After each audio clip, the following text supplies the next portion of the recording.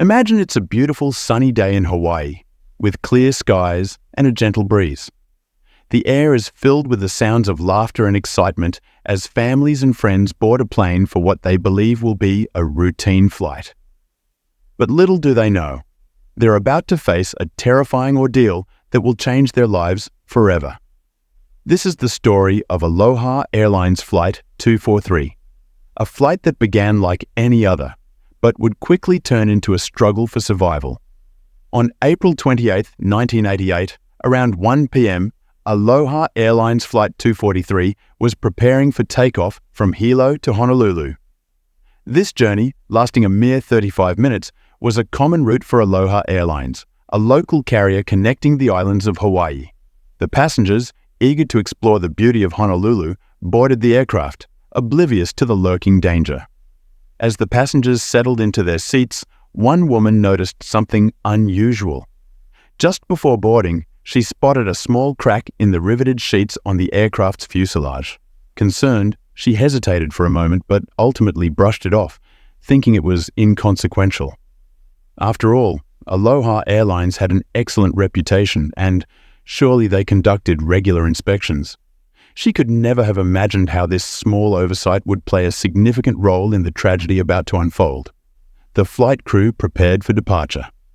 The aircraft had already completed 3 round trips earlier that day, a testament to its routine reliability. But as the doors closed and the plane took off at exactly 1:25 p.m., the seemingly normal flight quickly took a turn for the worse. For the first 15 minutes, everything seemed normal. The flight attendants began serving drinks to the passengers, and the seatbelt sign remained illuminated until the aircraft reached its cruising altitude of 24,000 feet. Laughter and chatter filled the cabin as vacationers looked forward to their time in Honolulu. Then, without warning, the atmosphere shifted. Just 20 minutes after takeoff, as the plane reached cruising altitude, a sudden, deafening explosion pierced the calm. Passengers were jolted upright. Confusion and panic swept through the cabin. A rapid decompression occurred, and chaos erupted. People struggled to breathe, their lungs gasping for air in the thin atmosphere of 24,000 feet. Items flew around the cabin, and screams filled the air as reality set in. This was no ordinary flight.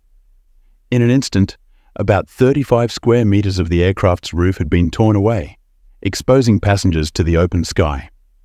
What remained of the cabin was filled with terrifying winds that rushed in at nearly 500 kilometers per hour.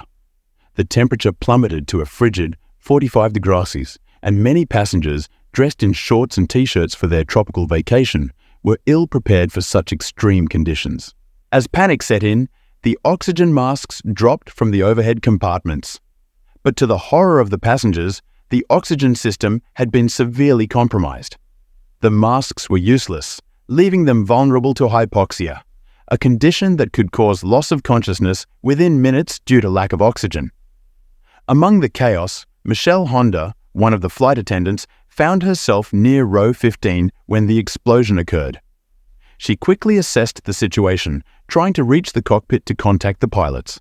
However, her calls went unanswered. Another flight attendant, C.B. Lansing, was serving drinks near row 5 when the explosion hurled her out of the plane. Meanwhile, Jane Sato, the third flight attendant, was knocked unconscious by flying luggage. As the air pressure dropped, Michelle's instincts kicked in. She crawled through the debris, desperately seeking answers and assistance.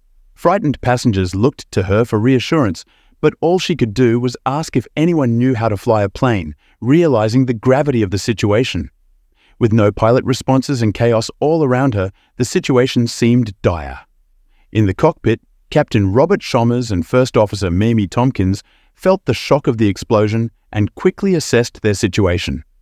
To their relief, both pilots were unharmed and able to don their oxygen masks.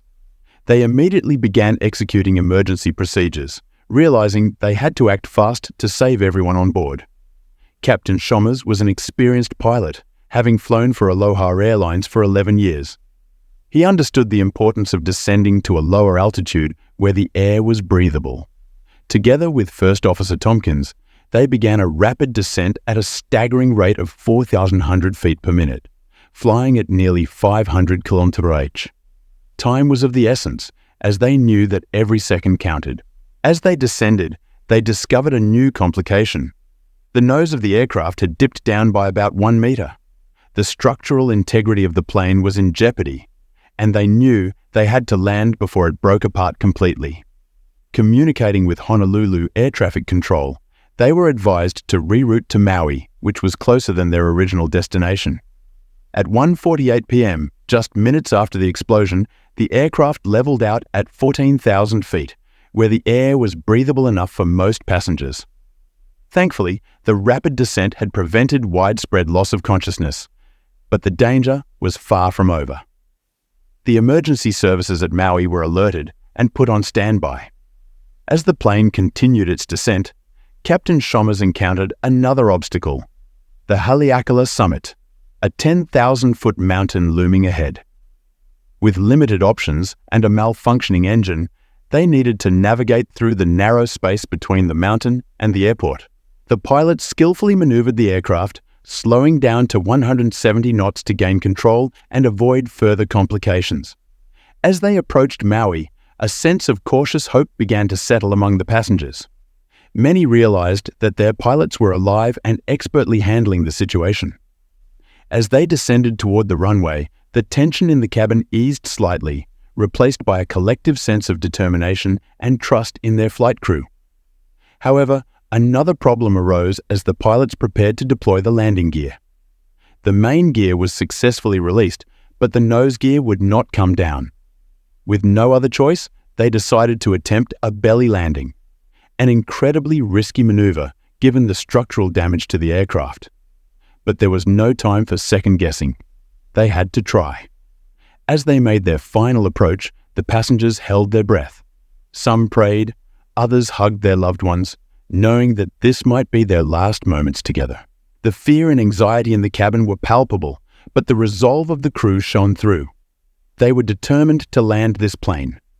At 1:58 p.m., just 13 minutes and 42 seconds after the explosion, Aloha Airlines Flight 243 touched down on the runway at Maui. The impact was jarring, but the pilot skillfully brought the aircraft to a halt, using both brakes and the thrust reverser of the remaining engine. As the emergency crews rushed to the scene, passengers began to deboard through emergency exits. In a moment of disbelief, many of them applauded the pilots and thanked them for their heroic efforts. They had survived a harrowing ordeal, and the adrenaline still coursed through their veins. However, amidst the relief, the reality of the situation set in. Several passengers were injured. An 84-year-old woman sitting in seat 5A suffered a skull fracture, and others had serious injuries, including broken bones and lacerations. The area near rows 4 to 7 had been the most affected by the explosion, leaving many passengers shaken and terrified. Air hostess Jane Sato remained unconscious and suffered a concussion, while Michelle Honda, who had fought to keep the passengers calm, was finally able to assess the situation. After counting the passengers, she realized that miraculously, everyone was alive except for CB Lansing, who had been lost to the sea. The incident marked a turning point for aviation safety. Investigators soon discovered that the structural failure had resulted from metal fatigue, exacerbated by the aircraft's frequent short flights and inadequate maintenance. The tragic loss of CB Lansing highlighted the importance of rigorous safety checks and the need for a culture of transparency in aviation. In the wake of the disaster, Aloha Airlines implemented stringent safety measures, and the aviation industry as a whole re-evaluated its protocols. While the passengers who survived Flight 243 carried the trauma of that day with them, they also held on to a profound gratitude for their lives and the courage of their flight crew. Aloha Airlines. Flight 243 serves as a stark reminder of the fragility of life and the importance of safety in aviation. The bond formed between the passengers and crew during those terrifying moments transformed a routine flight into a remarkable story of survival. Every time they looked to the skies, the survivors would remember the day they faced the unimaginable and came out on the other side. As we reflect on this incident, let it remind us of the resilience of the human spirit, the bravery of those who face adversity, and the importance of never taking a moment for granted. The skies may be beautiful, but they can also be unpredictable, and it's the courage of those who serve in the aviation industry that keeps us safe. Share your thoughts and ideas in the comments. Don't forget to like this video, subscribe for more interesting content, and click the bell to get updates on our latest videos.